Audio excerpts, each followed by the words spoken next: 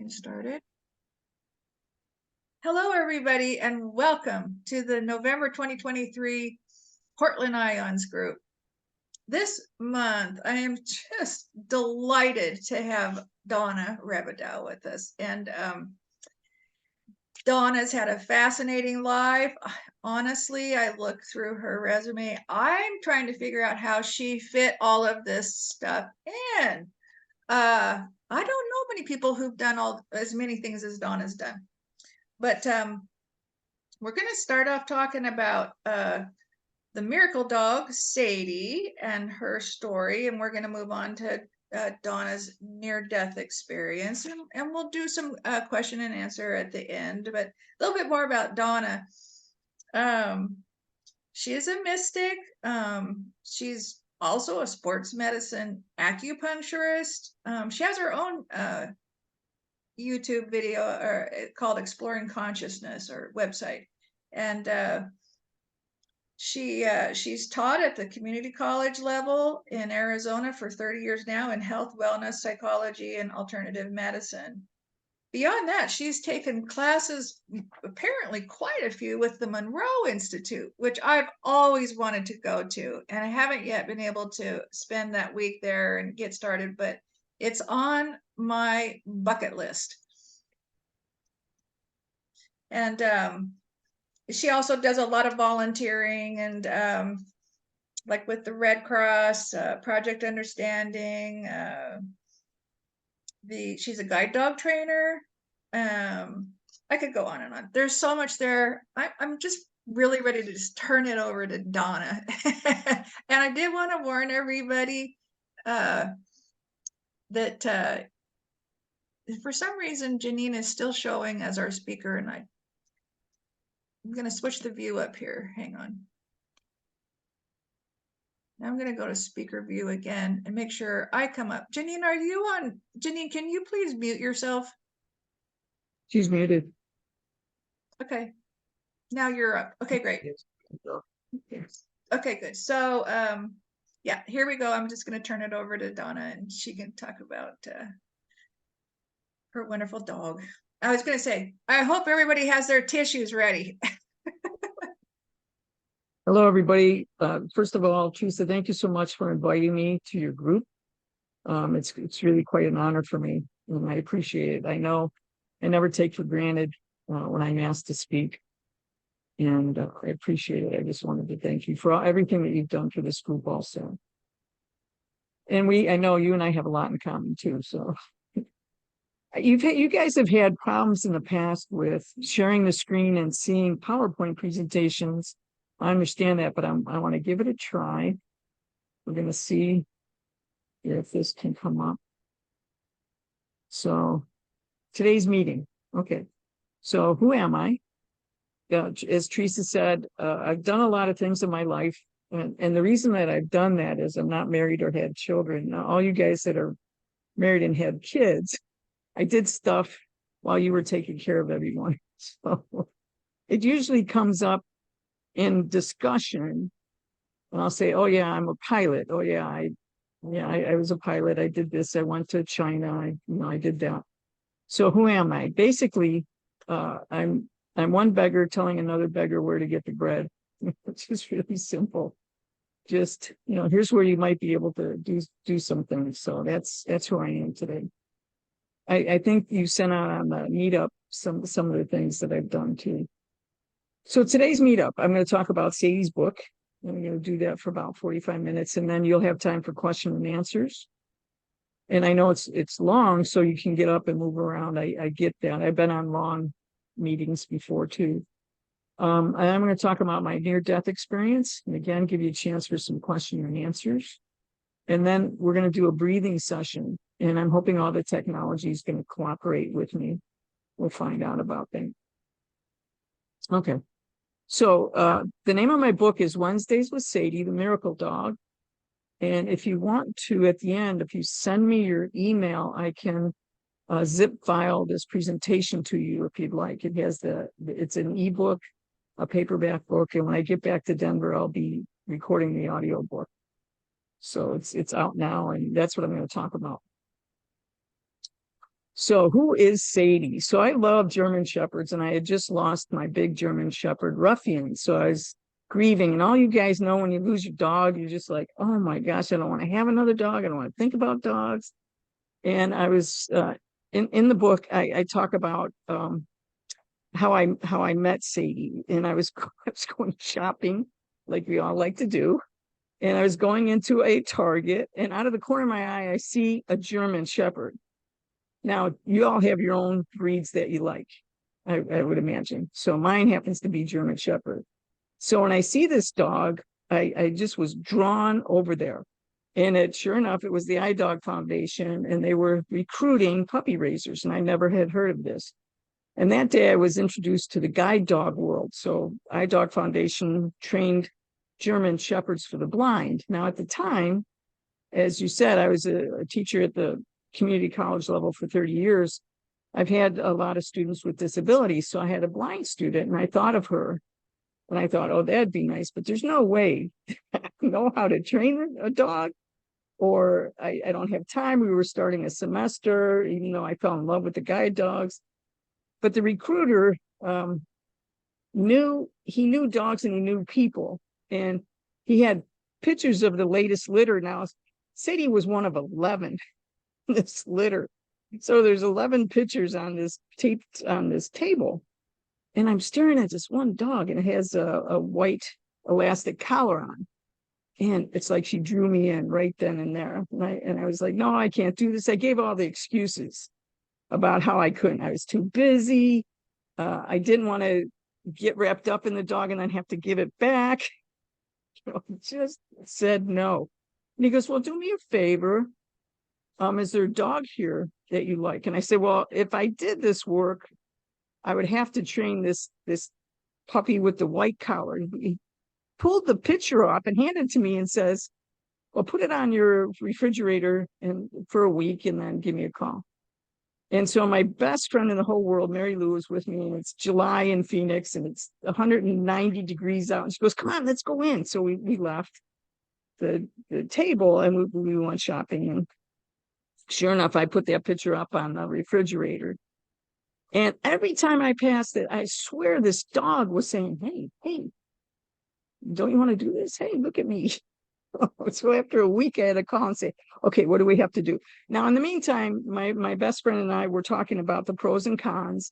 And I'm going to talk to you about choice later when we talk about my NDE. So we did a list, a pros and cons list, and I ended up talking my best friend into doing this.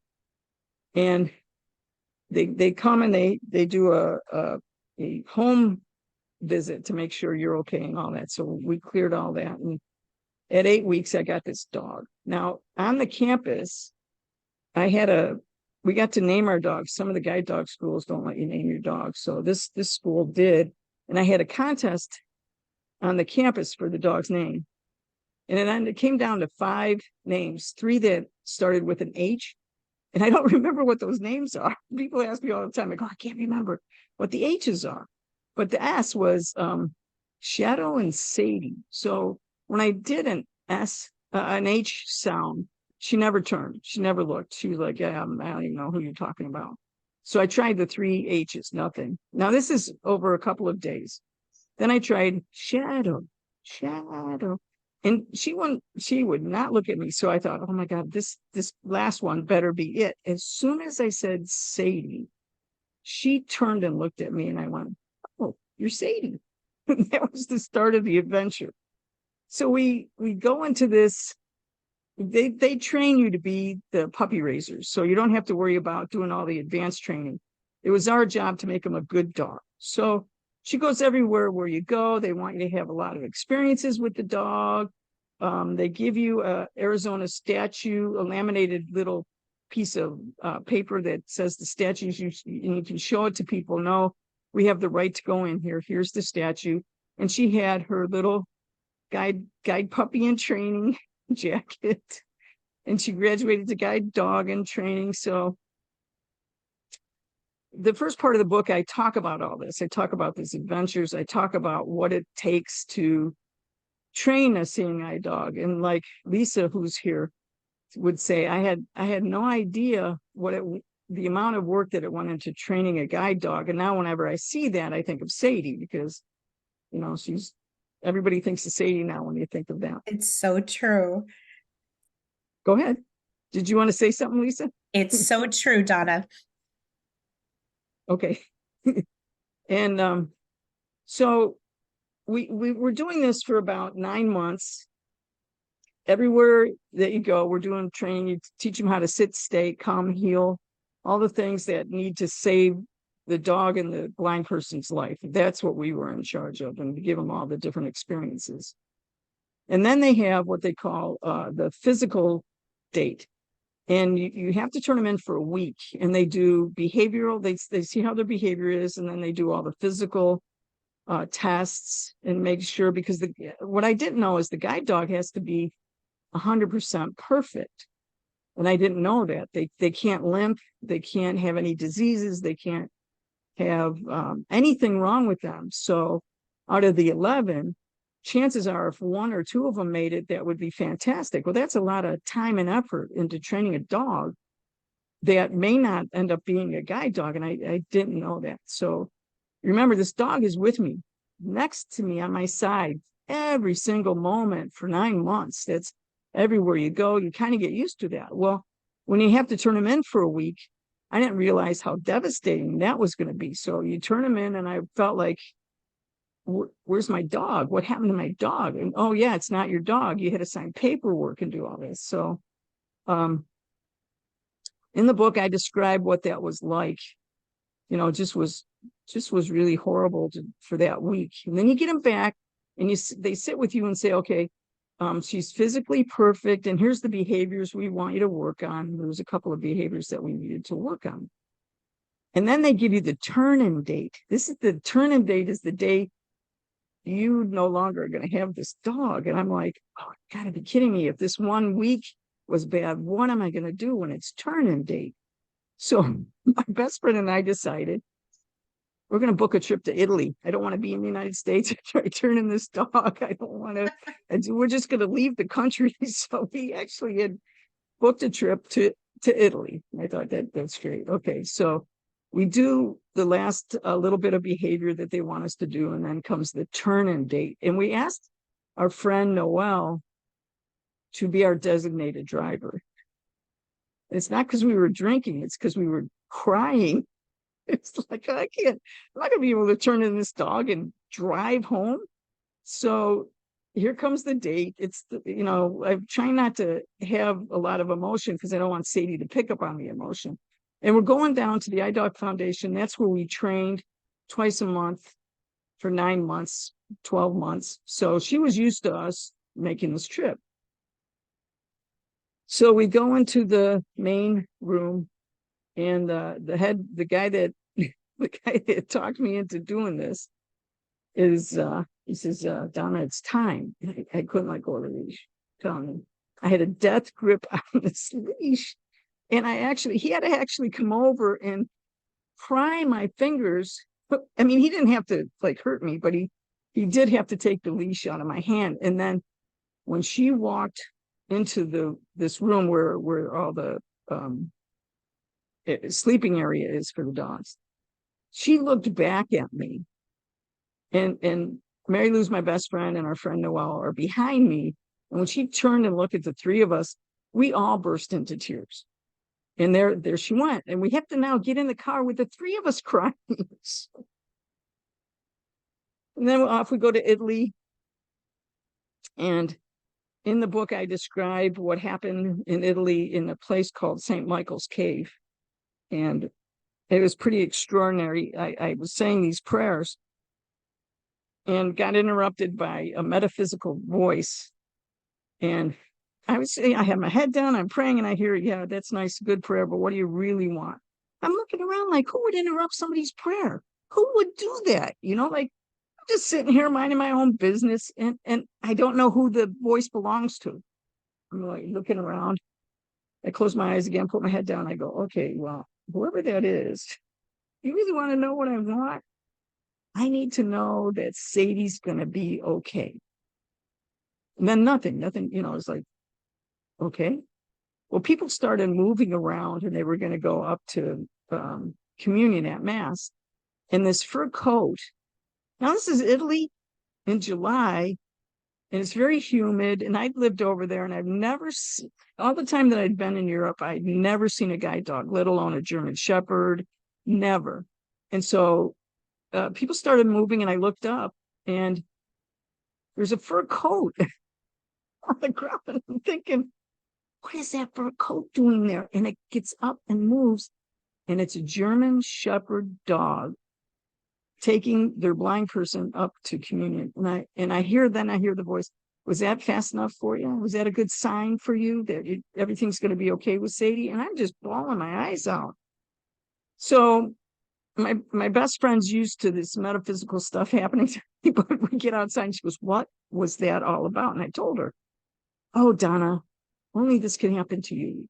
Let's wait. We'll wait and see what else is going to happen.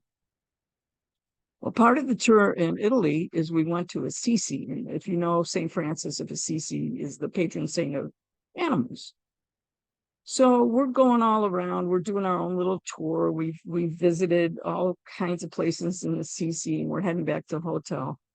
And we're going down these back roads because we didn't want to be in the crowds. And I'm saying to her, Mary Lou, what do you think about what happened in St. Michael's Cave? What was that all about? And you got to understand, Mary Lou's like this practical, very much stoic woman.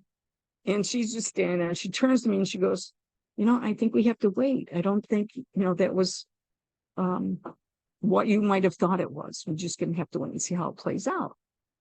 As she's saying this, out from the back alley in front of us, comes a blind guy with his dog, who's a German Shepherd. Now, I said, I've never seen a guide dog in Europe. I've never seen this. And this guy walks past us and goes down the next alley, and we're dumbfounded. And I turned to her and I go, well, is that a good enough sign? Oh, yeah, she's going to be okay. And we couldn't believe it. So that's why I always try to talk about Italy, because I had this prayer. So we get back to the States and I talk a little bit about Spy Day. We can see her once as a guide dog in training. I mean, as a full-fledged advanced dog. This is now 6 months later. I haven't seen her. And Spy Day is you can see them, but you can't let her see you, or you can't get close enough to where she can smell your smell. You can't break that. If she sees you again the next time, she'll no longer be able to be a guide dog. They break the bond, so you can't have that happen. So it just was an amazing feeling for me to see this dog in her full guide dog uniform, walking down the street, helping this blind person. It just was fantastic. And so I'm trying to avoid the real name of the guy that was in charge of the iDog Foundation, because we tried to keep his name out of the book. And he said, Donna, would you consider doing another dog? And he said, there's no way I would consider doing another dog. That was too hard. But I'll volunteer for the iDog Foundation. Well, I did. I started volunteering and going to meetings and talking about what it's like to be a puppy raiser. And he says, there's something wrong with one of Sadie's siblings, and they might have to be what they call career changed. Means they can no longer be a guide dog, but they could do other careers, and the puppy raiser gets right of first refusal. So he said that, he goes, this might also happen to Sadie. Now, this kind of thing that's happening is spinal stenosis, and it curls the feet up. And I was like, oh, please, after all this, don't go through this. And sure enough, a couple of weeks later, he goes, well, we only had, they don't have a lot of money, these guide dog schools. So they could afford to test her brother. And he showed up with spinal stenosis. And they did a smaller test on Sadie, and she turned her foot in under like her brother did and said, do you want to own Sadie because she can't be a guide dog? And I was like, okay, well, how quick can I get down there? So the next day I go to pick her up, and I don't know, she hasn't seen me for about 6 or 9 months or a year at this point. I didn't know if she would remember me. Anyways, I go and pick her up. And when she came out of the same place I dropped her off, and they opened up that door and she saw me, I swear to God, this dog looked at me and yelled, "Mom." That's what it sounded like to me. So she comes running over, jumps on me, and I thought, oh, I get to own Sadie. That's crazy. And so we go home, and we're like this for about another 6 months, where we're trying to figure out what can we do with this dog, because she's so intelligent and so well trained, and she never limped. So we thought, what can we do? And we were exploring some things. And then one night, I'm watching TV in the other room, and I hear dying. And as soon as I heard that, I knew something was wrong. I come running out. There's Sadie's throwing up blood. And I run out to the backyard, and this dog is just really catastrophically ill. It's late. It's like after 9 o'clock. And we found a vet that was open at 9 o'clock, emergency vet, and took her in and said, I'm just full of blood. I'm full of Sadie's blood. I thought we're going to lose her after all this. And the technician comes in and goes, well, she's going into surgery. They're going to try to save her. And he kept coming in with updates. And I said, I don't come in anymore, because I only want positive thoughts. And if you keep telling me how dogs like this don't make it, just don't come in anymore. And so it something like 2 o'clock in the morning, the vet that did the surgery says, she came out of the surgery. She has something called mesenteric root torsion, which is different than the spinal stenosis. And it's these big chested dogs and horses, and the root of their intestines twist on itself, and they die rather rapidly. And she made it. So he said, so far, this is just, come back at 7 o'clock, and we'll talk more then. So we go home, get up, come back. What they failed to tell us that there's no one there at the hospital who watch her during the day. We have to take her somewhere. It's a dog that just threw up blood, had this terrible thing, had surgery. We take her over to another vet, we keep her there. If it goes down, there'll be no one here at night. What? So we have to take her back to the night vet. We did this for 2 days, and I said, this is going to kill this dog. And that vet found a 24-hour place that we could take her, and we took her there, and they saved her life. But one of the days, I was sitting in the crate with her, and her head's on my lap, and I'm just bawling my eyes out. And I just like, God, if you could find a way to save this dog, I promise we'll do something really, really special. And I heard that voice from St. Michael's Cave again.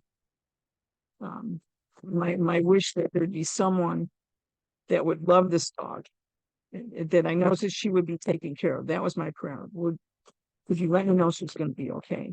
And this same voice said, your prayer's been answered. You're the one. You answered your own prayer. She was going to be with you. And it was your ability to know what was going on in the places that she's alive.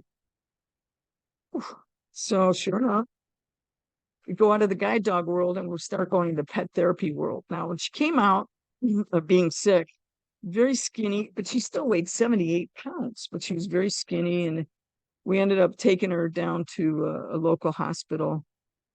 Most of the people want to go to a local hospital where all the kids get all this, they're on TV a lot, all the athletes go to that hospital, they're on TV. And I said, is there a hospital that nobody goes to with the dog? Yeah, the city hospital. I said, that's the one. So we got all this. Is you have to be credentialed, and you have to go through steps to be certified. So we did all those steps, and we ended up going to this hospital. And she was kind of tired in the beginning. But when she got to the children's ward, she perked up. And I finally, after a couple of months, said to the people, look, we'll come. We'll come every Wednesday. And I promise you, it'll be every Wednesday, but it only can be with the kids. And they agreed to that. So every Wednesday, there's not a Wednesday that we missed for a little over 4 years that Sadie and I were at that hospital with the kids. So my last bullet point there is the pet therapy world and the kids story. And let's see. I want to show you. Okay, so in the book on chapter 11, there's I think I have 11 stories that I tell you about the kids. Lisa, which ones do you think I should tell? Which one would be the best one to tell? Lisa's not there. Okay. Donna, I liked that one Oh, where, Teresa, did you read it? Oh, I'm yeah, here. of course. Okay. I'm listening. Out of the stories, but Yeah. which one, Teresa? Teresa, you were speaking. Which one do you like? And we'll see if we can compare the two. Well, every one of them was special, honestly. But in fact, I gave the book to our mutual friend Kana, and she can only read one story at a time because, Yeah, right?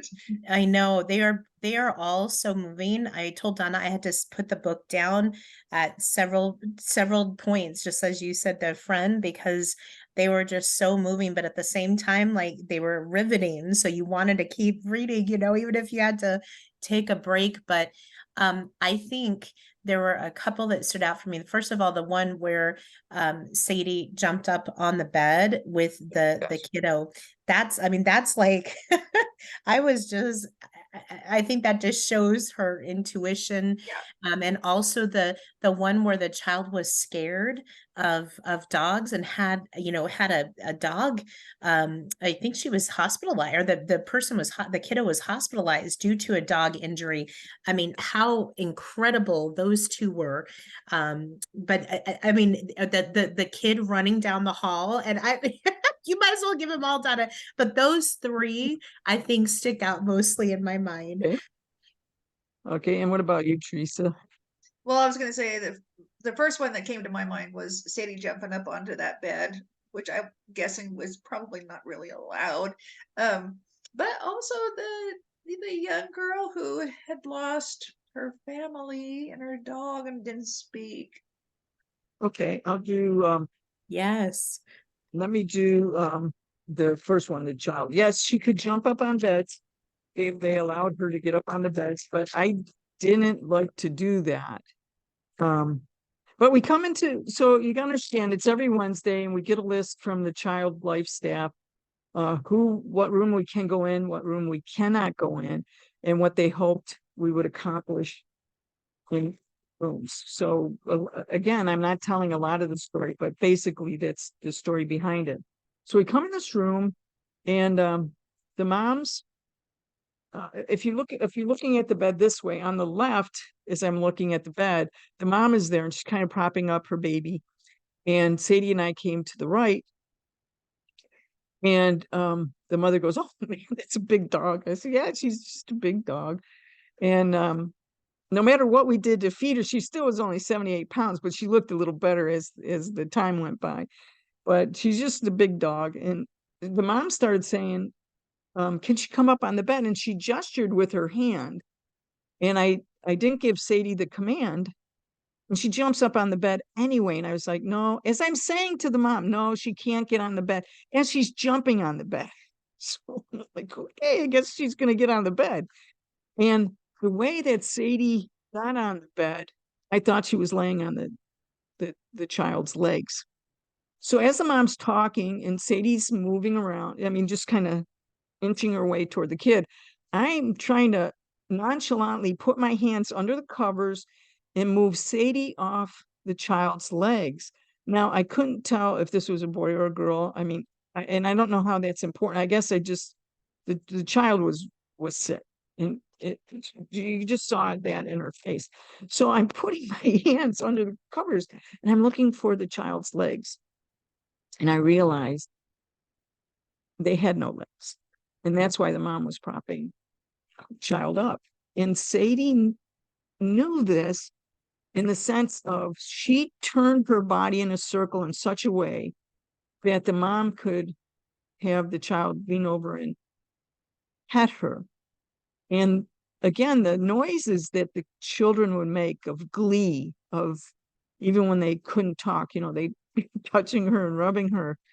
Um, and the thought that this mother never frowned or was upset or told me anything about the child's sickness. All that was happening in the present moment was this mother, her child, and Sadie. So all that was happening there. And the joy that Sadie brought to her child made this woman smile with joy. And I'm just sitting there going, you're in the hospital with your baby, he's sick and no legs, and you're happy. And I almost started crying my eyes out. And at the end of every Wednesday, I'd go out in the car and I'd have to sit for a few minutes and cry because I didn't want to cry in the hospital. I just was like, this woman was the woman and her child and Sadie taught me such lessons about love and happiness that it just was beyond comprehension for me. The dog bite girl. So this little girl had a tremendous bite on her lip, and now my little sister's here listening. She was bit by our dog, a German Shepherd. So whenever I think of the story, I think of my little sister. And it was the worst bite that they had seen, and they had what they call medical leeches that they'd put, and the leeches would actually suck out the blood and help the healing, but it was very painful. So they did this when Sadie was there. I didn't say that in the book, but it was really painful procedures for this little girl, and she always wanted to have Sadie with her. Now, how she met Sadie was the mother said, no way, my daughter's going to meet a German Shepherd. And Sadie's picture was on the door. She said, I'm not meeting that dog. My daughter's not going to go near that dog. But she was in the playroom. And we started every visit at the playroom, not in somebody's room. And so Anne, the child life specialist, had a roped off area, kind of with not rope, but with like plastic gates that, another kid, if they needed a timeout, they could go back there. So the mom and the little girl went behind the gate with Anne, and she goes, okay, she can come in. Now, the other kids are screaming because by now Sadie has this reputation. So everybody's like, it's Sadie, it's Sadie, it's Sadie. So I bring her in and they're all, all this energy, and the kids, and Sadie just was, yeah, I'm Sadie. Yeah, you can play with me. So she gets in a down. I put her in a down, but by then she would just get down. And all the kids are patting at her. And what we didn't notice is Anne was talking to the mother, and I'm getting her in a down with all the other kids. We didn't notice that the dog bite kid got out of the gate and was petting Sadie. And the mom said, no way that they can, do this. And the mother looks up and realizes, oh my God, my daughter's at that big dog. She come running, but Sprout came running and got. No, she's at the tail end of Sadie. So Sadie's like, I don't know how long she's a long dog. The tail, and the other kids are around her head and her middle. And I've got the leash and I'm watching her, and I know what's about to happen. The mother is talking to the daughter, and the daughter's like, see, I told you, Mom. I told you she was a big dog. Everybody loves Sadie. I love Sadie. Now the mom's looking at the daughter. But as he was turning, Sadie was turning, and they met face to face, and Sadie gave her the biggest lick on the face, and the mother's like, oh. Sadie just was kissing on her, and I said, she likes you a lot. And yeah, that was a really good story. Mother could love Sadie. Is that enough? Do people want to do question and answers? Is that okay? What do you guys want to do? You want me to tell one more? Whatever you want to do. Does anybody have any questions for Donna? Well, I'm going to go then. I'm going to go out to, let me go to because of this work we did in the hospital administrator nominated Sadie for the Friends of Animal Care and Control, what's called a Hero Award. And I didn't know anything about the Hero Award. And they have to submit the paperwork, and there were 6 categories, and Sadie got submitted for 2 of them. One, service to the community, and there's another category of a dog, or the pet has overcome a serious illness. Well, she actually won in both categories. And they told me about that. And I didn't even know about the Hero Award, but Sadie won in 2 categories, and they said, okay, well, we have to figure out which one, and we decided that she's going to get it for service to community. And I started, are you willing to go do videotapes and all this stuff? And I said, yes. So let me see if I can stop share. If I could go over to here and let me see. We did have one comment that there are tears. Oh, there are tears. Okay. Yeah.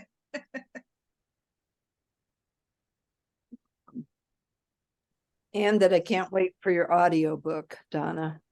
I'm trying, man. I'm trying. All right. All right. Looking forward to it.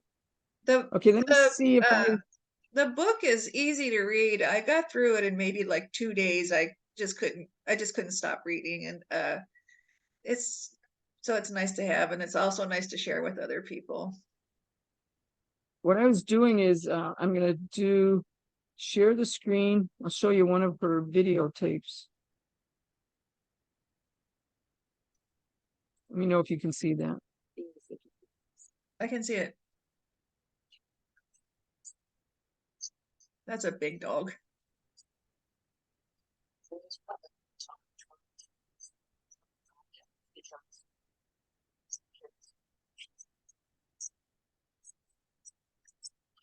Yeah, the sound's not coming through very well.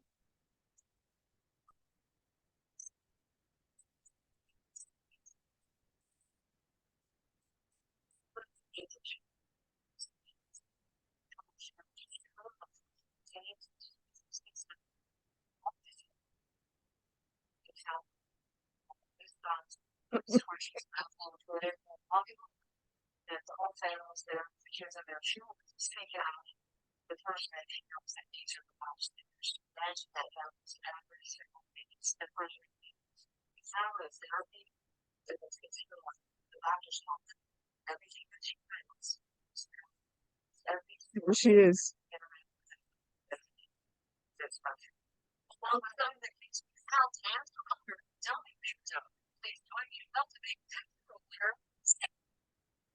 Yeah, the sound was not coming through. So if there was something important you were saying, we couldn't hear it. Could you hear the video? No. Oh.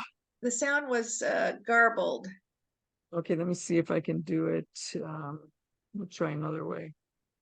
But it was nice to see Sadie. It was that's it. Yeah, you got the idea. Okay. Yeah.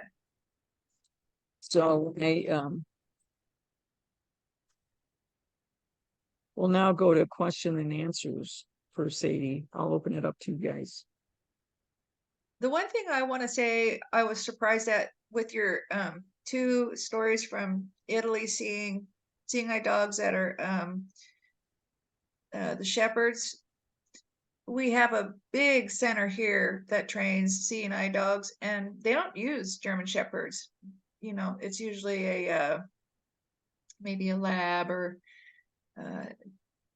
maybe now it's one of the designer dogs, so they can get them smaller or something like that. So it just was very, I can't even imagine the coincidence that had to happen for you to see 2 German shepherds in Italy. Within a week. Yeah. Yeah, that's crazy. It was crazy. So what the video, it was just, you got to see the images, and basically it was just the reporter talking about, kids that come to the hospital usually are crying. You saw the Polaroid. We bought a Polaroid camera, and we took a picture with the kids, and we give them the picture, and then I would sign it. We called it a photograph. We signed it with Sadie's paw. That's fun. So there's more to the story, but yeah, I didn't know if you wanted to stick with Sadie. You're ready for my near-death experience. I really do want to hear about the near death. I want to hear how it changed your life after that. I'm fascinated by that. So does anybody else have any questions? There's one comment. Deborah says, I visited for 8 years at St. Peter's Hospital in Olympia with my Cocker Spaniel, Angie. And she said we had to be certified by the Delta Society, badged, and hours spent cleaning, grooming, etc. before every visit. How much preparation was needed for your visits? We were certified by Therapy Dogs International, and we had to be certified by the 10 items, Canine Good Citizen. So she had those two certifications. Mhm. And yeah, we had to make sure she was groomed and cleaned. Same idea. Yeah.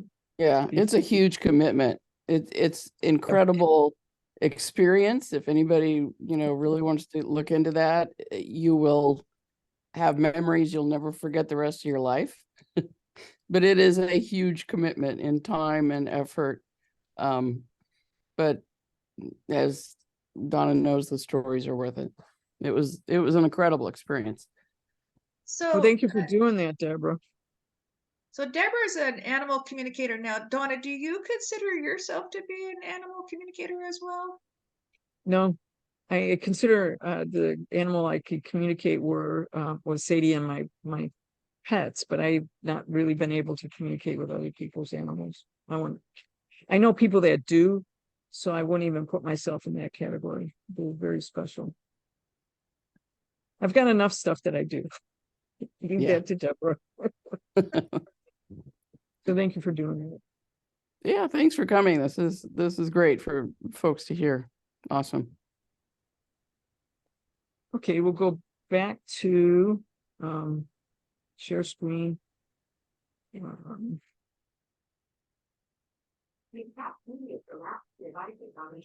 Oh, I'm so sorry. You know, when you're talking, it's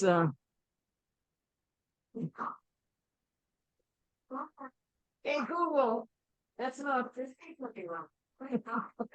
I'm so sorry. There you go. Why do they do that? Okay. So here's my near-death experience. And again, the picture can't be displayed. And I don't know if the same thing would happen if you couldn't hear the audio. Yeah, cannot play media. Can you stop share?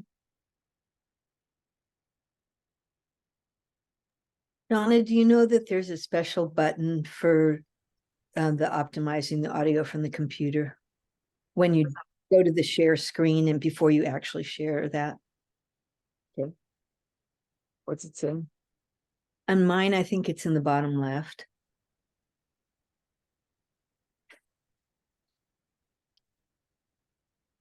So it's all about the sharing. Oh, I'm not sure. See, so when you hit share screen, Yeah. then and you can see the video or the screens that are open on your computer. But I think it's in the bottom left that it has a little checkbox. No, No. no. But let me try it this way. I stopped the sharing. I'll try it once, and then if it doesn't, see if you can.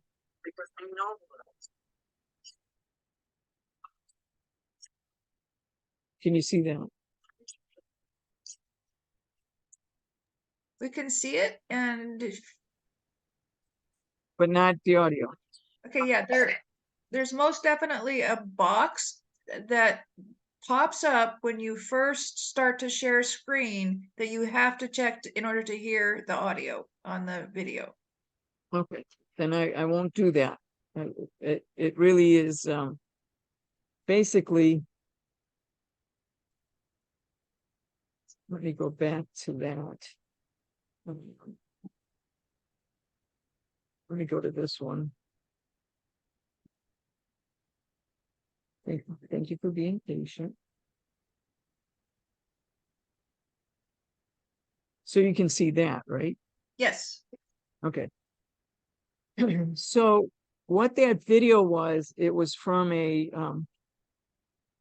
twins, Elliot and Jesse Estrin out of LA. They're movie producers. And they've gone and they've interviewed near-death experiencers and put it on their website.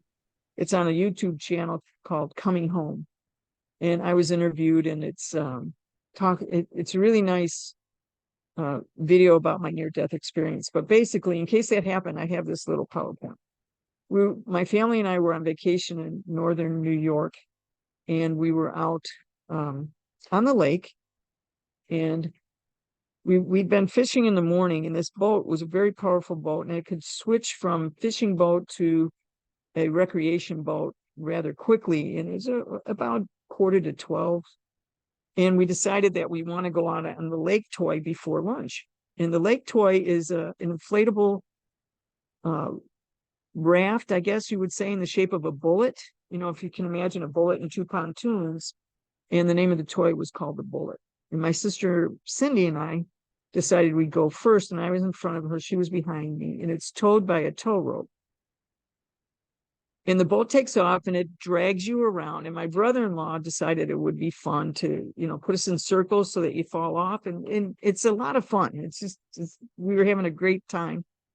And he knocked us off, and they come and they collect you. You get on the boat, then you get on the bullet from the boat, and then you let go of the tow rope, and then they do it all over again.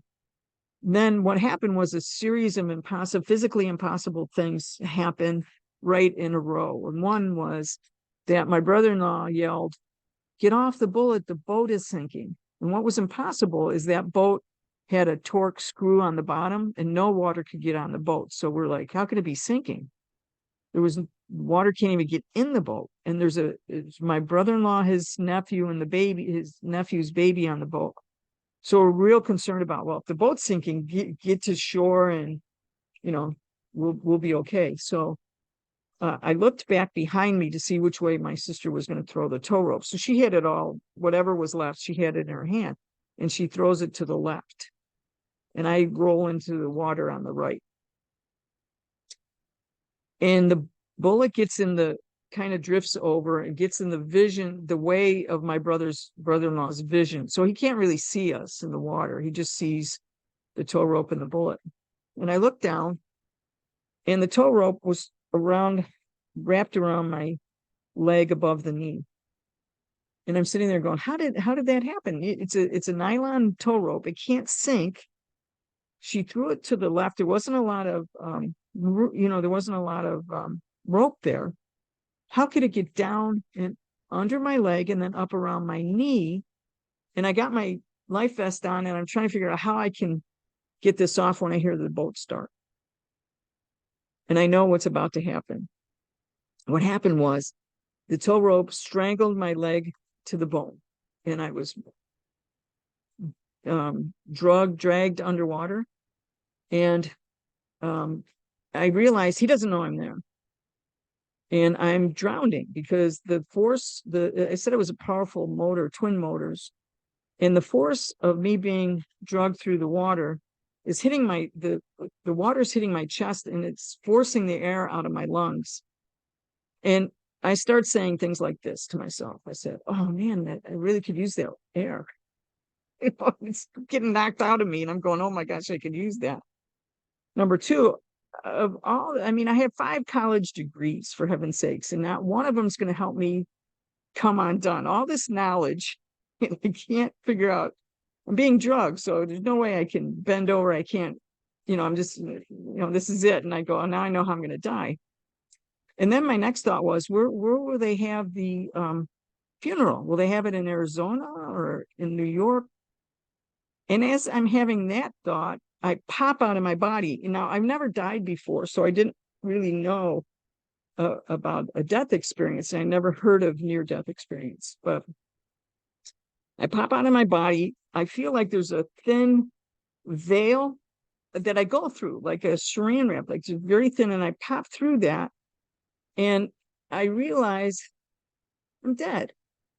Then I realized I had my consciousness with me, and I wasn't really sure what would happen with that, but I popped out of my body and I realized, oh my God, there's this feeling over here. And that is, there's no time here. It's eternity. And people ask me all the time to explain that. I go, it's just this weird thing that time doesn't move. And when I'm here now, back on this side, I can feel time moving. And when I was over there, it's like, this is eternity. Oh my heavens. And then what I describe next is, I didn't have eyes, but I could see. I didn't have a body, but I felt my body. It's just this weird, it's like your Jello mold. You just popped out of the Jello mold. So you still have like who you are.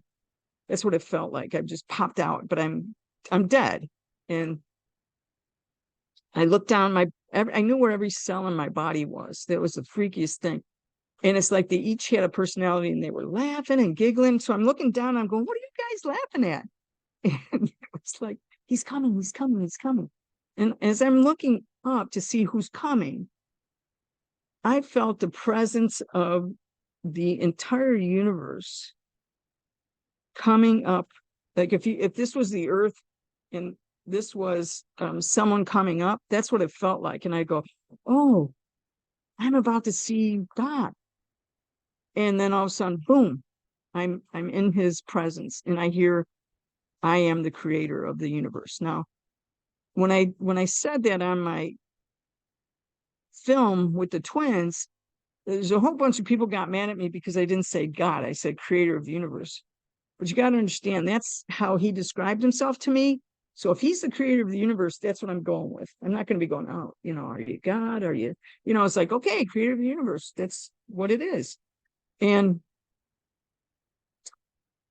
it wasn't a gender. He wasn't a he or a she or an it. And it's really hard to describe. It's almost like a being of great electrical energy. And it looked to me like the closest thing I can say, the aurora borealis, but it wasn't. It created this presence, and it was all knowing, all powerful. I'm the creator of the universe. And I'm just like, oh, like, what do you do in front of God? What do you do? What do you, like people say, oh, I would have said this and I would have said that. I go, really? Because I want to be there when you die. I want to see how you react, because it was like, oh. And as I'm going, it felt like I was going up, and I started looking back down to earth like, oh, I'm a pilot. So we have a saying, you don't want to crash and ruin everyone's afternoon. It'll be a lot of paperwork. So as a pilot, I'm going to ruin everyone's afternoon. It's going to be a lot of paperwork to do with my death. And as I started turning my head, I hear this voice that wasn't God. It was a being. And people say, well, was it your guardian angel? I don't know. It was I said, don't worry. It was like, don't worry about what's going on down there. Worry about what's in front of you, is the feeling I got. So I turned my head, and then everything fell away. And it was just me and the creator of the universe. And I was experiencing telepathy. Now, telepathy you would think of as, okay, Teresa, I'm thinking of a number. What number am I thinking of? And you go, oh, I think it's number 5. You think that's what telepathy is, but it wasn't that. It was a talking, a concept. So if God wanted to tell me something and it had a whole concept, it was like packed together and put in your head. And when you opened it up, it was like you knew everything all at once. It's just really hard to explain, but I started talking as he was talking. I say he because I have to use some pronoun, or I can say being or creator or God. And it was like, as I started thinking, oh, you know everything. At the same time, even though there's no time, I could hear him, I know everything. But it wasn't like an ego, like I know everything, like the Wizard of Oz behind the curtain. It was more like a gentle, yes, I know everything. I even know the number of the grains of sand on a beach in New Zealand. And immediately I was rocketed down to a beach on New Zealand, and my eye up against a grain. And I knew immediately the number of grains of sand on the beach. And there's one guy that said, I want to know the number. I go, really? Because you're kind of missing the story. I'm not going to share that with you then. You're going to have to wait on that. And so I rocketed back up, and it was like, you know everything. I know everything. I even know the number of hairs on your head. And I knew that he knew the number of hairs on my head. And I was like, if love could be like a hug, or like I was being hugged, and love was being shot through me this way, like every cell was full of love from the creator, and I was being hugged, and the love was so blissful, and I can't even begin to describe this. And it's why people don't come back. So if they're in accidents and they have a choice, I understand why you go, I'm not going back there. You kidding me? There's all kinds of things down there. Nothing like this love and everything. I was like, this is oh. And and you start beginning to know a lot of things that are going on. And that's another question I get. Well, what things? I go, well, things from me and God. It was just fantastic. I was in this cocoon of love, of everything. And I hear, so what do you want to do here? And I was kind of startled. I was like, well, what? And so one of the things I taught was psychology. So I learned psychology in the 70s. So we did a lot of active listening. So active listening is, Teresa says, I need to go to Phoenix and I need to be there for 6 months. You say it back, active listening. So Teresa, I hear you're going to be in Phoenix for 6 months. You say back what the person said. So I start active listening with God, the creator of the universe. I start going, so is what you're saying is you want to know if I want to live or I want to die? And this crackling spark of electricity of, like, if God could laugh, like he so loved me and my humor, he made me. And it's this, oh, I love that, Donna. That's just so typical of you doing active listening with God. I mean, that's what it felt like. So I was like, okay, well, and then what I said next was not anything I expected. I said this. I said, well, since you made me, I give the choice to you. Then it dawned on me what I just did. What I just did was give my choice to God, right? Okay, you made me, you choose, whether I live or die. And then there was moments, even though there's no time, it could have been 3 seconds, 3 million years. It just was this blank of, what have I done? What have I done here? I've given I don't know what's going to happen next. So surrender is, you relinquish possession of something important to you. I just relinquished my choice of living or dying. And then he said, when you go back, you're gonna do you're gonna teach people about choice and surrender. And I said, okay. And it didn't dawn on me that when you go back, it's like when you go back. So I'm sitting there waiting for the answer. You'd think I would have figured out, oh, when you go back. So I felt like I was tethered, like I was tethered in the heavens when this happened. And then I became untethered, and I was falling backwards to earth. And I'm thinking, what was that? And I heard this. You can laugh, I don't care. I heard, good answer. And I snapped into my body that was drowned, was dead. My consciousness was there. And, we're here with IONS, and it's the Institute for Noetic Studies. And noetic means pertaining to the intellect. So all my intellect was there. And Edgar Mitchell would absolutely know what this was about. And he started IONS. And it was like, what was that just happened?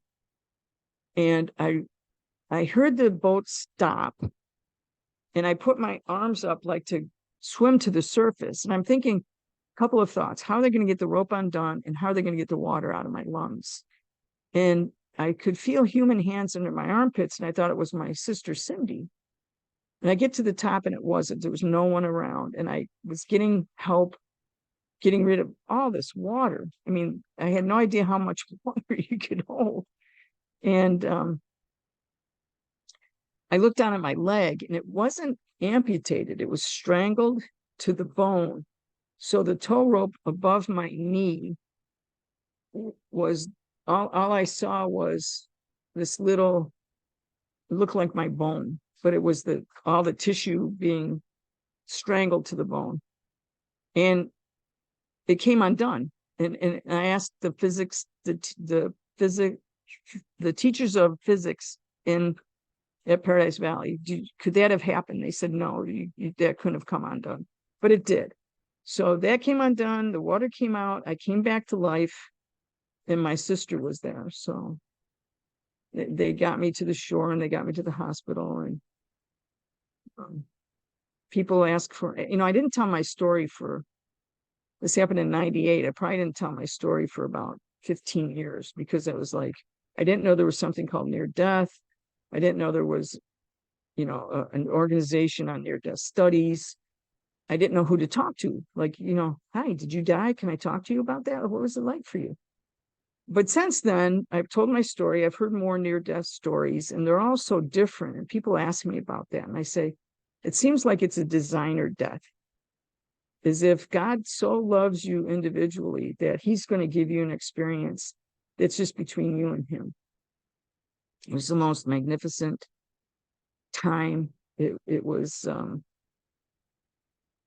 it just really was. And if you can see on the sharing coming back, and I was going to show the part of the video that I talk about advice, but I'd rather just, instead of playing the videos, because apparently I can't, I'd rather let you guys do some question and answers right now, what you want me to kind of explain differently. That is a beautiful story. And having had a ski boat and towed a bunch of people around and been towed around, you're right. It's extraordinary that you were able to come out of that. It's extraordinary that it even happened because I've had a lot of ropes in the water. It's all just like seeing two dogs in Europe that you would normally not see. I do have two questions. So before you had your near death experience, had you been into any kind of consciousness type of stuff, where you ever visit psychics, or did you ever have a psychic experience yourself? Had you ever had anything, or was this the total beginning of your now, search, Monroe Institute and the, healing, et cetera, et cetera? No, I first knew my guardian angels when I was 4, but I didn't know it. And some things happened when I was 8. I was trying to explain to my sister about how to understand someone else's point of view. Just go inside their head. She goes, what do you mean? I said, just as you sit there, kind of go neutral and then project yourself. But I'm 8 years old, whatever vocabulary I was using, project yourself into their head. And then you'll understand from their head point of view that what they're thinking. And she goes, what are you talking about? And I go, yeah, you just do that. And she goes, no one does that. I went, oops. Oh, I thought you could. So, I had to be careful, like as you hear kids, when kids say things like that, they're told that's not normal. You don't, you can't do that. And so, yeah. And so there's a series of things throughout my life where I became to know my guardians, my angels, my guides. So no, but it was the beginning of, what was that? And I always was motivated to help people, but now it became heal people. So I became interested in healing and acupuncture, and how it changed me was nothing that I saw on the other side was what I was taught. There was nothing that prepared me for that. So when people say that was the act of your dying brain, they don't understand the nature of consciousness. We're more than our body. You guys, noetic studies, you guys know all about this. I'm preaching to the choir. But nothing over there could have been in my head. I could not have made this up. My dying brain, when you're dead, you're dead. You know, it's like I'm dead. You know, your consciousness is what moves on, and we know that with all the coming back from the cardiac care people. So there's much more research being done on that, but it was not anything I could prepare for. It was not anything that I can't even explain half of what I experienced over there, not even close. I try to talk a little bit about love and choice and surrender. Is it? Lisa Yeah. put a comment in the Okay. chat. She says, Okay. choice and surrender, so very powerful. How does that incredible love of the creator that surrounded you continue now? How do you see it? How do you feel it? It continues. I tell people that not everyone, I only tell people that I think might understand it or could use it, that I have one foot in heaven and one foot on the earth. And when I meditate, and I meditate lots and lots of hours, I meditate. And I might hear a guided meditation or do binaural beats or whatever. But when I close my eyes, I'm back in that space with God. And how do I see it? It's a feeling. Being back here, I see it in others. I don't see auras. I don't see things. Sometimes I do, but it's more of a feeling, and it's more I hear my guides when they want me to do something. I have to say yes or no, because remember, I have choice and free will over here. So I go, no, I don't really want to do that. Yeah, we want you to do that. No, I don't. Kind of don't. It really would be in your best interest to do that. Okay, I'll tell them, but if they yell at me, just, you know, so I tell people stuff. Yeah, so yeah, that's continued. And then Remember, it was 98. It's 25 years ago. So 25 years on this side, I feel like it's very difficult. It's very, very difficult. People also ask me, are you afraid to die? No, no, I'm not afraid to die. Yeah, no. Okay. yeah, Janita said, I love the designer death. So beautiful, Donna. Thank you. And then, so Lisa then says, also, can you describe from Sadie's book, sound of the kiddos, laugh, voice language, who had not spoken, who was running down the hospital hall with you and Sadie, that you described as one of the most beautiful sounds on the earth that you'd ever heard. Can you describe that? This little boy had been abused by his parents and was kept in a crib jail for the first 3 years of his life. So he didn't develop any kind of language. He was spastic. He didn't get to move or play or talk. So he developed his own language. And when Anne told us, you know, his backstory, and the great aunt, I think is what I said the relationship was in the book, or his aunt,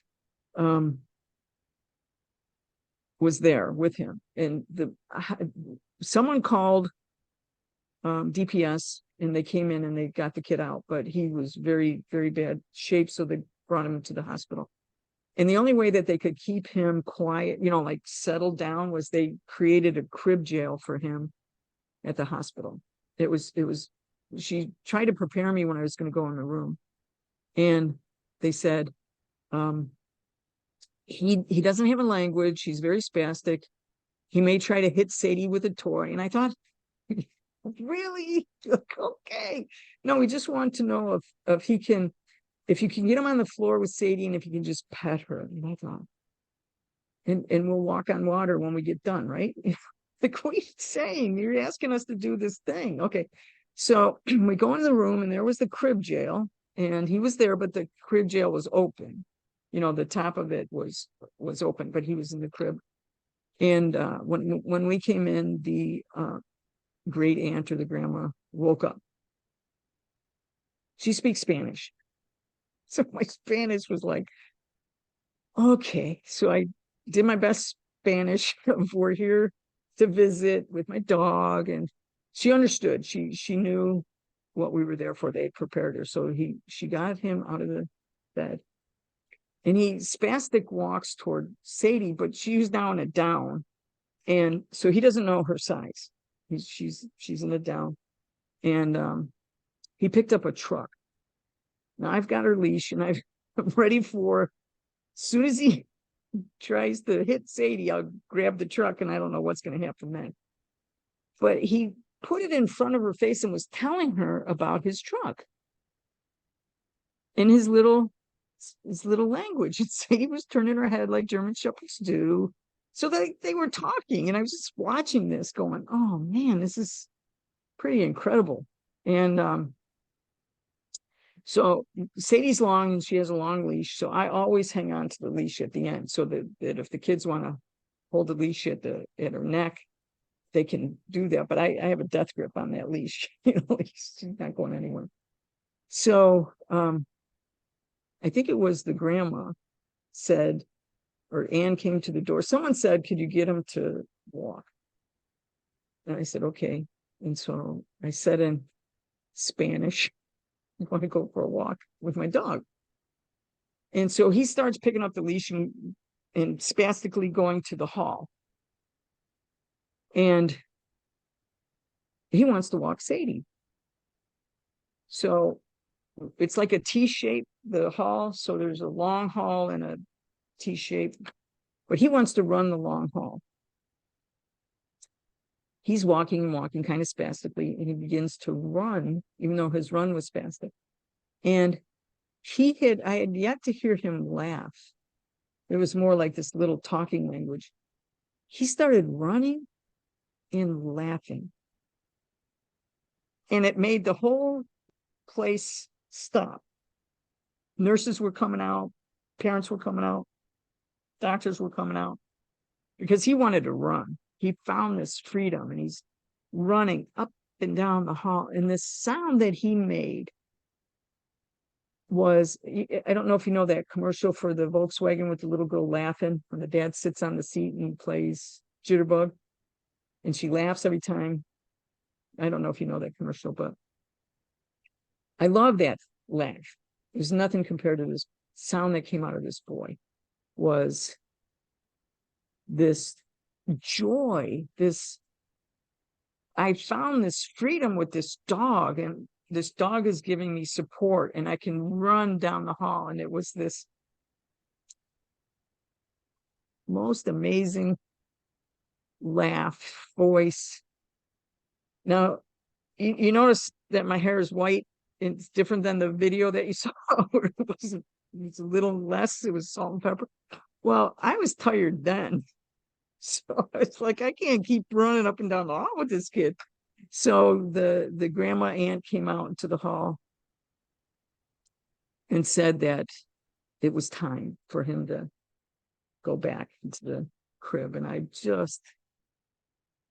can hear that sound. That sound is something that echoes through the planet. I mean, this joy of this little boy in running with Sadie was, it was the most beautiful sound on earth I have ever heard, was that boy that day. Yeah, I did my best to describe that. That's amazing.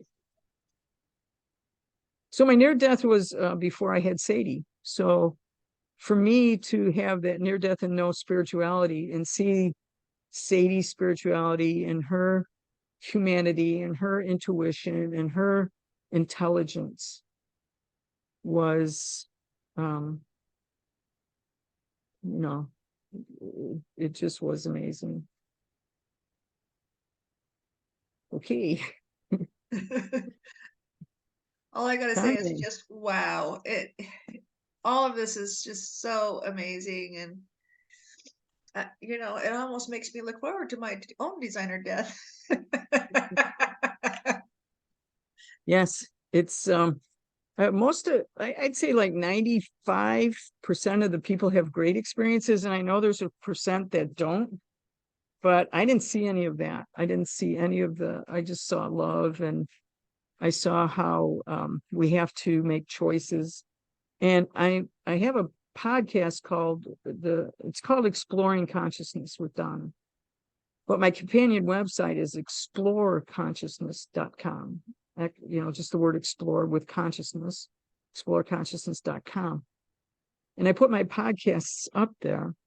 And I'm going to do a podcast just explaining choice and surrender, like how you, because I taught psychology. So in psychology, we talk about choices and decision making and approach avoidance. And, I'm just going to talk a little bit about how we're given the choice to each day, each moment is a choice. Like how you think about things. Some are large choices and some are small choices. Like, what am I going to wear today versus what am I going to make a decision about going to Phoenix? These are large choices. So I'm going to do a whole teaching on that, because when people ask me to explain that on these Zoom meetings, I can't give it the proper attention that it needs. So I'm going to do a podcast on that. But what you bring there is what's in your heart. And the forgiveness, in God's heart, if you will, it's like we do our own, we beat ourselves up more than he does. It's like, I love you, I know you, I get it. So it's more of a, to the love that you bring there is based on your day-to-day choices about how you think about people and how you look at your situation, or just how you think. And so if I did another podcast, I'd do one on, can you think better? Can you think differently? How can you think about things a little differently? And I think the classes I took at Monroe really, really helped. The classes I took with Tom Campbell really, really helped. And so on my podcast, I do interviews with Scott Taylor at Monroe and with Tom Campbell, and, how to look differently at what the circumstances are in our life and how we can look at it a little bit differently, I think is what I came back with. But yeah, Jeannie? Yes. Jeannie? Yeah. Did I say your name right for me? Yeah. Okay, thank you. Well, thanks. Donna, probably sometime in 2024, I'm going to start my podcast, Embracing Life and Simple Miracles. It would be such a joy to have you on there. Is there a way that we could connect, and that could be a possibility sometime down the road? Because you're on this Zoom and you're with IONS, yes. I really just like to know the people that I'm Yeah, we would have podcasting with. Yeah. a conversation. You can, I'm going to give you I don't do this, but for you guys, I will. My email is D isn't Donna, M. Donna, do you want to just put it into the chat Oh, box? chat. Oh, that's a great, instead, that's a, and then Yeah. it won't be on YouTube that way. That's great. Thank you. Yeah, Donna, I just feel like you are embracing life and simple miracles, and it would be such a joy to have a conversation around that and have you share what you'd like. yeah, I put that in there. Got So normally this isn't this isn't the email I use for people to contact me, but if you want to get a zip file of the presentation, maybe the videos have come through. And I'll have a page with resources like the Coming Home channel, Tom Campbell's channel, the Monroe channel. But yeah, I put a pause on my podcast to finish Sadie's book. And so starting in the beginning of this year, I'll resume my podcasting. So. Wow. Yeah. Do you have a mailing list, Donna, that somebody could sign up for, like me, so we could make sure and see those when they come out? Chantel is going to help me. That's where she helps me. Chantel, how do we do the mailing list? If you want to just email your email addresses to her, then we can do it that way. Okay, all right. So she's going to help me start a mailing list. In a newsletter, or is that just the mailing list, Chantel? What do we do? Probably just a mailing list for right now, and then we'll get the newsletter started. So just Okay. email your email there, and then I'll get them. And then, Donna, I have 2 more questions that I've thought of for you. One, okay. When you had that rope that, injured your leg terribly, I'm sure, did you have a spontaneous healing from that? No. I have a new knee. I have a new, it doesn't work. It goes numb. My toes go numb. I had to have surgeries, like 3 surgeries, I think, so far. No, I'm the wounded healer. It's okay. I understand. I understand my lot. Okay. So yeah, if I got a spontaneous healing, I'd probably go, what? You guys don't like me anymore? What the heck? You gave me this. I'm not doing my job. I don't know. I'm an athlete, so we're all into, I got to do my job here. So All right. I also wanted to ask, I had recently read Sean's new book, and I was wondering, after you did the psychedelics, did that open you up even more? no, it was microdosing. So Sean was the only one that did the Okay. All not right. we were sub-perceptual. He did the big ones. No, and no, I think what has happened was, so now I'm a remote viewer. So I think that has changed me to now be a remote viewer. I now understand when I close my eyes what I'm seeing. So I can do, I'm not, I'm a human. So I'm not 100%. I'm not an angel. I'm not a saint. I'm this human that has a life review every day. So some people will say they had a life review on the other side, but these guys have a great sense of humor. God and his angels and his beings, they're pretty funny with me. And they said, okay, well, you're not going to have one over here, but every day you're going to have one. So every day I have a life review. And what that means is that as I'm going along doing something, and if how you know, I'm doing gardening today. So when you're gardening, you you put so much attention in the garden, and then the rest of your mind is going. So then I'll have a life review, and it'll be um anything from any part of my life. And it could be how I've treated others in a bad way or how I've treated others in a good way, because I've done a lot of good, but I also am a jerk. There's times when I say things and go, oh man, really? Did you say that? What are you doing? And so, I I gotta, don't believe it. it's true. Wait a minute, my little sister's here. She can tell you, Michelle, you can come on and just say, yes, my sister can be a jerk. Hey, So we all can. that's my little sister. She doesn't want to show herself, but I don't know how to do that. So it's okay. They really want to hear you say, yes, she can be a jerk, but you said it in the most loving way. Yes, we all can. Thank you. I well, love no, you. because we all can be. So yeah, ain't that Yeah, the truth? thank you. It's I'm my little sister. surprised that your near death didn't turn you into a complete angel. No, and I don't know everything. It's like people want to know everything. I have people emailing me and they want to know it's just some emails that I get that I just like I can't even do that for myself. I'm gonna do that for you. It was like when I came back as a human. As a human with one foot in heaven just means that I can it's like we got parting gifts. Like, Johnny, what is behind door number 3 for Donna when she goes back? So my parting gifts were um how I look at time, how I feel time in my skin, how I do remote viewing. And so I use my remote viewing to find missing people. I used to do it for lottery numbers and football scores, and I said, this doesn't seem right. let's let's do something different here. So yeah, so I've volunteered. I always have volunteered. I always have been, wanting to do things, especially for kids and those that we would consider underdogs. I in that fight.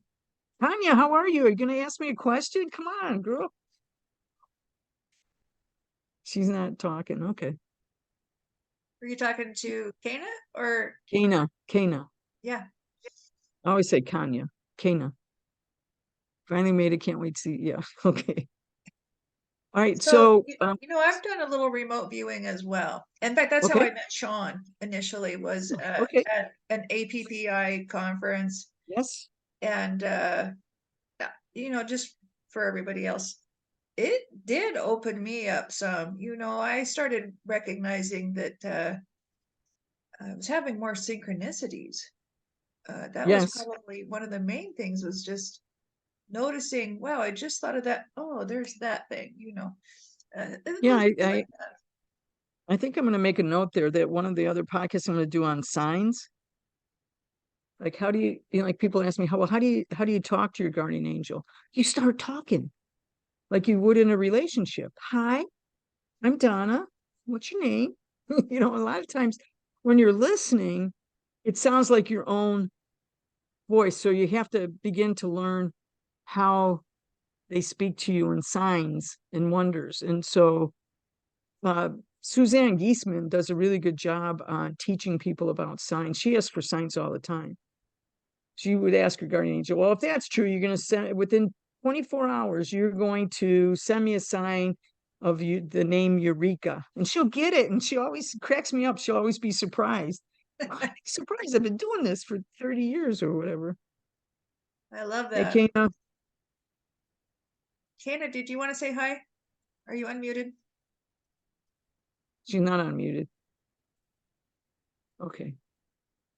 Now, I was going to do a 30-minute meditation with you guys, but if my sound doesn't come through, let me share the screen and show you.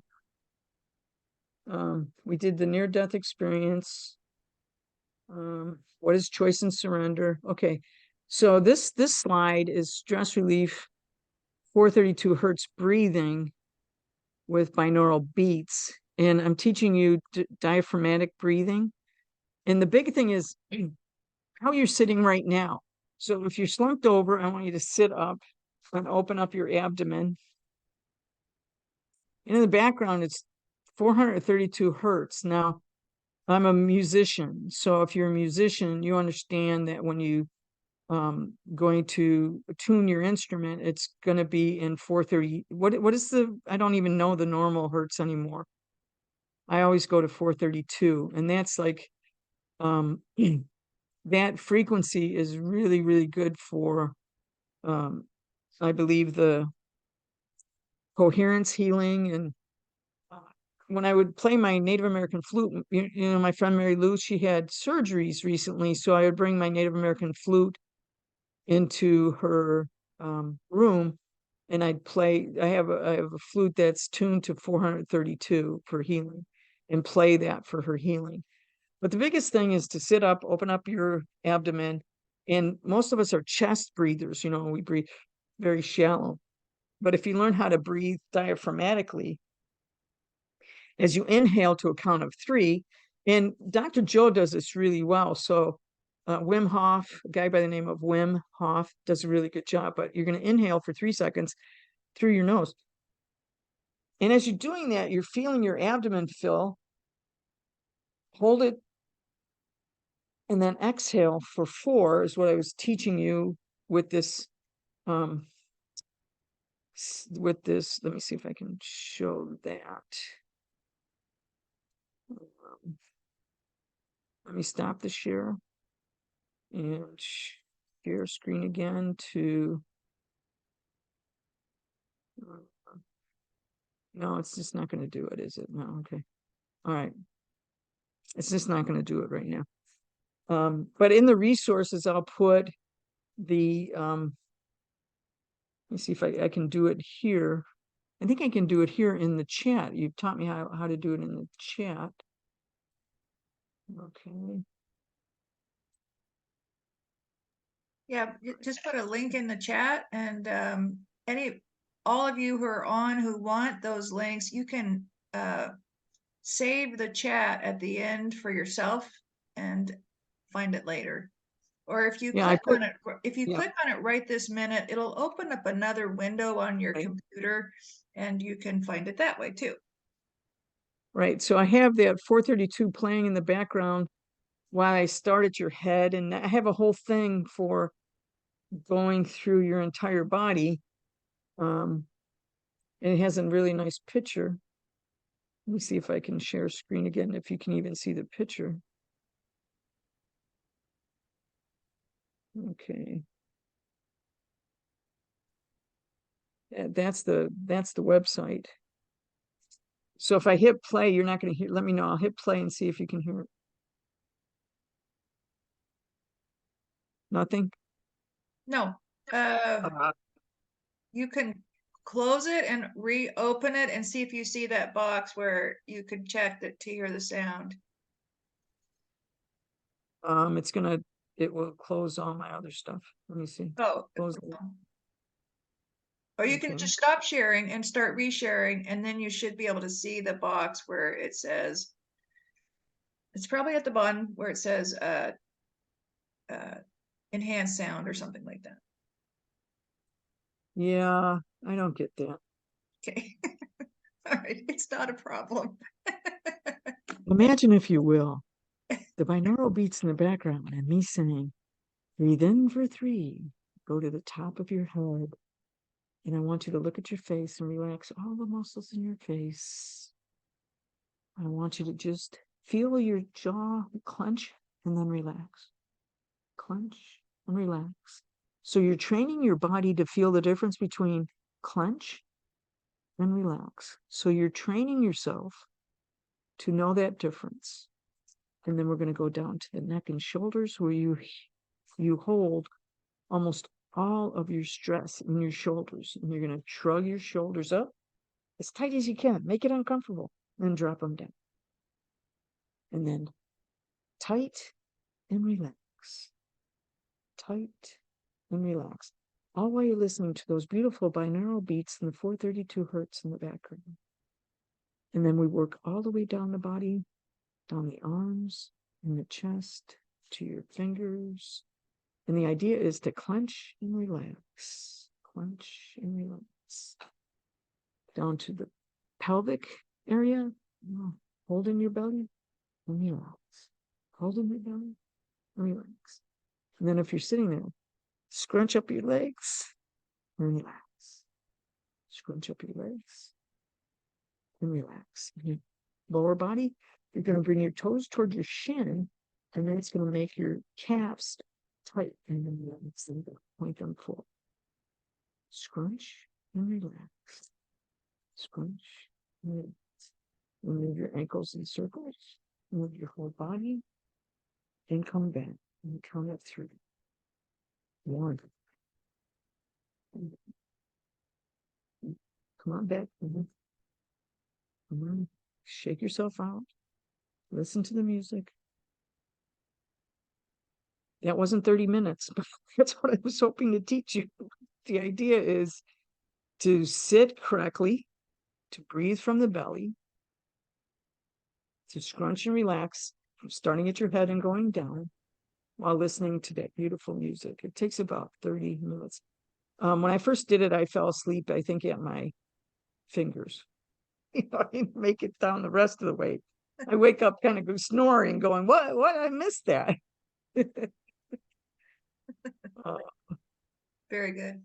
But I gave you the link, and I basically taught you how you're doing it. And I thought I had all the technology worked out. Dang it. It's happened to a lot of Oh. people.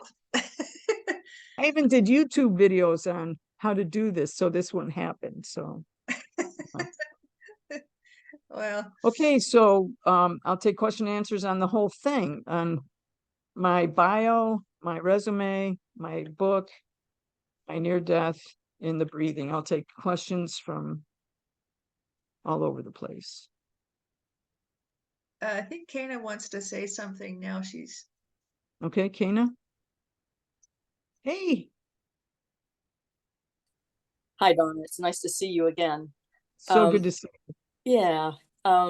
I apologize for being late to the party, but you know, that life gives us those things from time to time.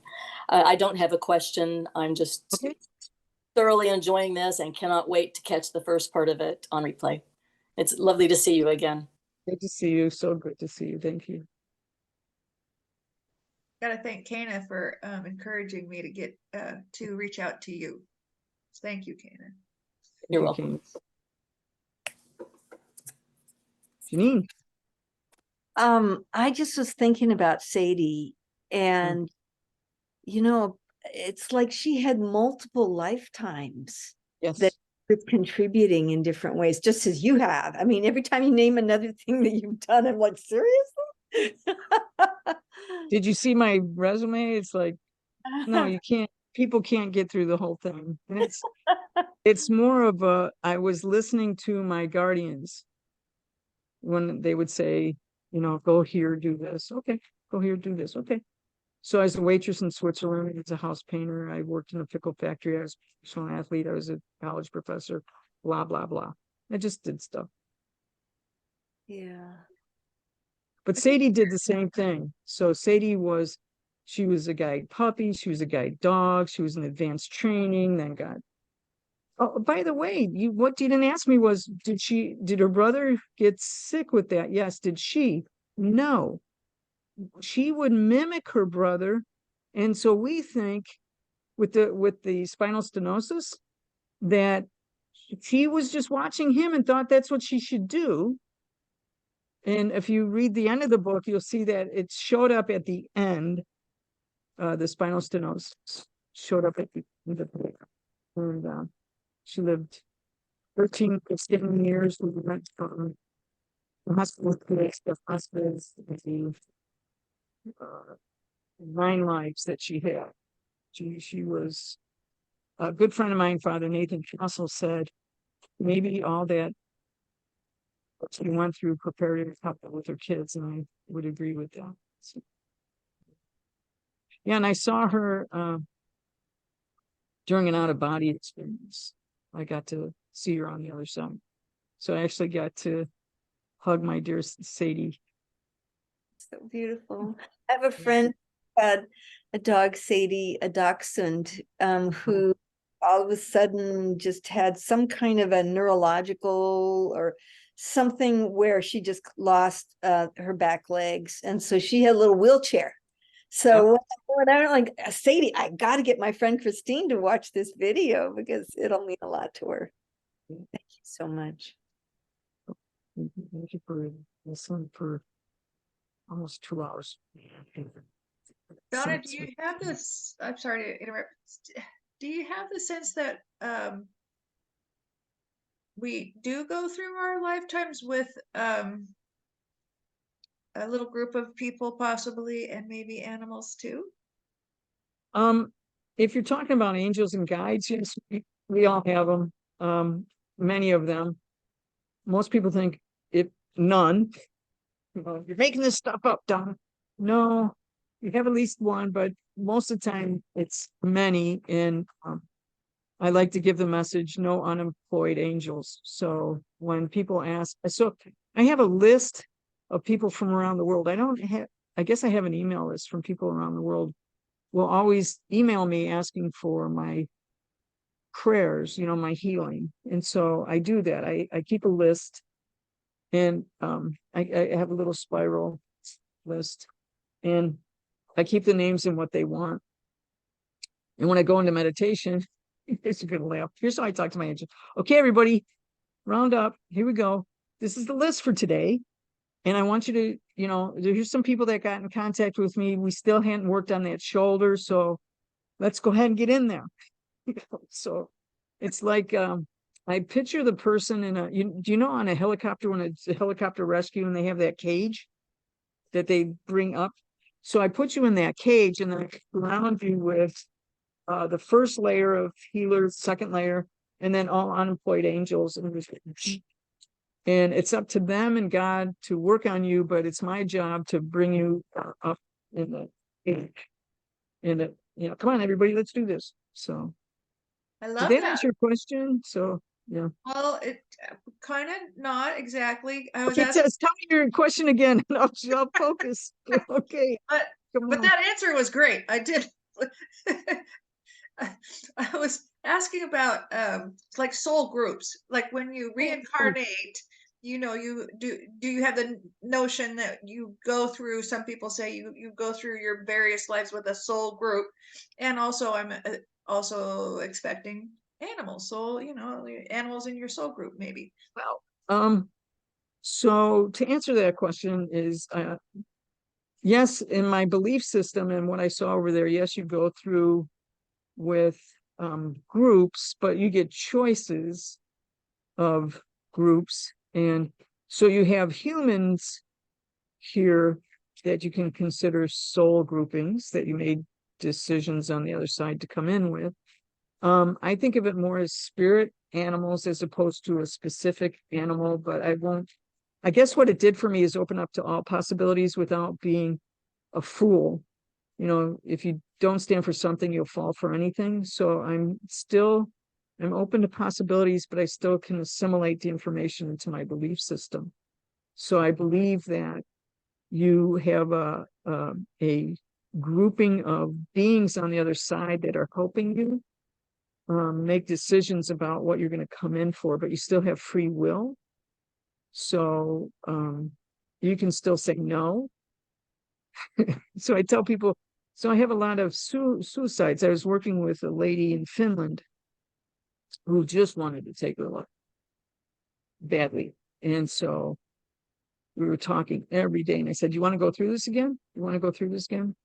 Why don't you evolve? Why don't you, I mean, it was more than this. This makes it sound simple, but it's not. It was very intense type of counseling where, you know, you don't have to go through this again. You want to keep evolving and, you know, moving on and moving on. So she was so convinced that her soul mate who had passed, so she wanted to go with her. And I said, that, you know, we have free will, but, you know, I talk a lot about suicide. Do you have the free will to do that? Well, there's people that have done that. My nephew did that. He did that. And so it's just that you start all over again. You know, it's almost like okay, you're going to go through this. Have you noticed patterns in your life where you're going through, you know, I've seen this before, you know, did I not work through that? Okay. You know, so we're constantly evolving. So, but there's a group over there that help you make those decisions when you come in, who you want to be with, what soul groups you want to be with, spirit animals. Sadie's got her own mission on the other side. So I was glad we were able to get together, but she's doing stuff over there. And angels are angels. I don't believe human beings turn into angels. Human beings can be lovely people and help you and guide you, but angels are angels. Are all the people talking in my head my guides? Is it just different aspects of me? Kanya, it's really hard for me to tell you that. It takes a lot of practice. So I've been doing this since I was 4 and I'm 74 years old. And so I've had a lot of practice. So it's like, it's either going to be God, my beings, my mind, you know, or just stupid things that are in my mind all the time. So for me, it's just like, if it's not for my better good or for the good of others, I think it's, you know, I just look at it as clouds, you know, like clouds in my background. Those thoughts just go by, you know, I don't get caught up in trying to, you know, is it different aspects of yourself? It could be. Is it guides? It could be. I just keep asking them for signs, you know, I get some. without me being stupid about it. You know, like tomorrow morning at 8 o'clock, I want a red rose on my porch to know that this is true. I don't do that. You know, I just don't do that. It's more of I'm going along making decisions every day about how to evolve myself and be a better person. And so when things come in, it's mostly like, I feel like doing things like, okay, Donna, Teresa's asked you to do this podcast. What do you think? You know, and I run it by and I go, okay, so give me some help in this. This is a good one. And it was like, yes, do it. What are you kidding me? Like I woke up, I'm gonna laugh at this. I'm doing a meditation. I come out of my meditation and I hear, you're going to talk at IONS. Oh, I thought it meant IANDS, IONS. So I asked Chantel, help me get into IONS. And then that afternoon, I get an email from, I'm going to say your name wrong because I always say Kanya, saying, would you get a hold of Teresa? We want you to speak at IONS. So it's like, well, cat ions. Wow. So they have a sense of humor, you know.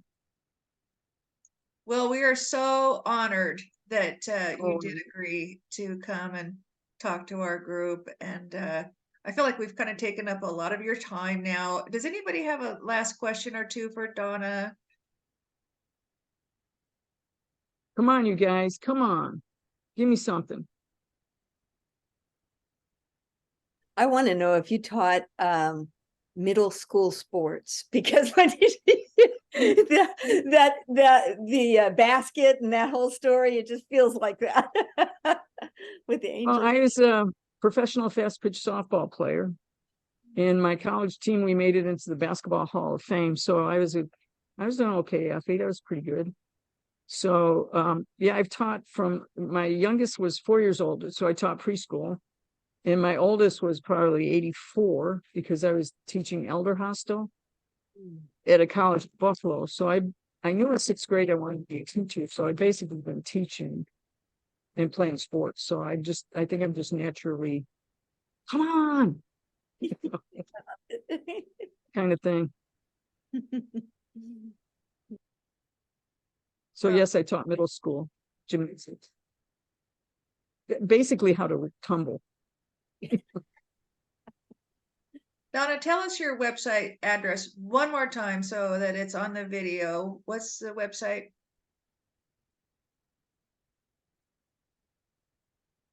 I mean, I'm putting it in the chat. Okay, but for the future audience on YouTube, can you tell us your website address? So it's exploreconsciousness.com, EXPLORE, no spaces, no underscore. Just go right into the word consciousness, CONSCIOUSNESS.com. That's the companion website. And then the podcast is Exploring Consciousness with Donna, available on your podcast stations. On my website, I have who I am. I have my podcast. I make jewelry, so I have my jewelry. I have my remote viewing. I have my NDE. I'm not sure what all I have on me, just stuff, you know. So I make jewelry. I make jewelry, and then I do spoon bending. So I turn my spoon bending into art. So, and I make rings out of coins, stuff like that. It's on the website. That's all fantastic. I really want to encourage everybody to go to her website because it's very interesting. Well, thank you for everybody that came on today. We couldn't do this if we didn't have an audience, and I want to thank everybody that did show up. And thank you, Donna, so much. I'm delighted, and well, you might be the last one for our group. Possibly, we'll see what happens. But what a great way to end it if that's it. Teresa, I'm putting you on my list. So my cage healing tonight will be, or my cage people. So I have people like Edgar Casey. I call on all kinds of people that were healers on this earth. I ask them they're crossed over, and I ask them to be with us, and guardian angels and guides. I have a pretty good one. My major angel was pretty. If you're going to put good. somebody on your list, then add my husband, Mike. Whatever's in your heart goes on it. I imagine he's in your heart. Yeah. Yeah. Thank you. I think it all helps. We've had a number of healers actually work on Mike and get him to this point, but we just need a little bit more help now. Yeah, healing is not how we see it. It's not always how we think it is. The outcomes aren't always what we think they are. But healing happens. It's the best way I can say it to you. It might not be the outcome that you envision, but I can guarantee you that God absolutely knows who you are. That He's not someplace distance. It's like right next to you. Like if you put your hand in front of your face, close your eyes and open it and you see your fingers, that's how close God is to you. So it's not like he's up there, far, far away. So people ask about, why does he do something? He does. Yeah, he He wants you does. to grow up. He does. He wants you to grow up and evolve. And this isn't heaven. This is not heaven. This is a working planet. This is a planet in which you have to do work. Your soul has to do work. And sometimes that includes hard lessons. And no one knows that. I mean, I get it. I understand it. Lots of hard lessons. You know, you're not saved from that. Yeah. It's It not. sounds like what Tom Campbell would say.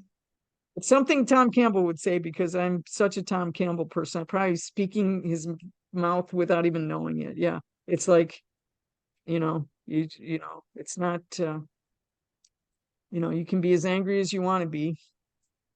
I understand that. There was a time I was really angry at God. He wasn't doing what I wanted. I got a hold of his job description.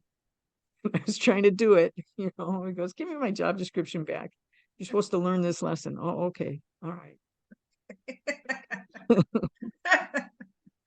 So Oh, you're a delight. Thank you again. thank Gosh, you guys. Thank you so I much. tell you. Thank you. We're going to stop the recording now.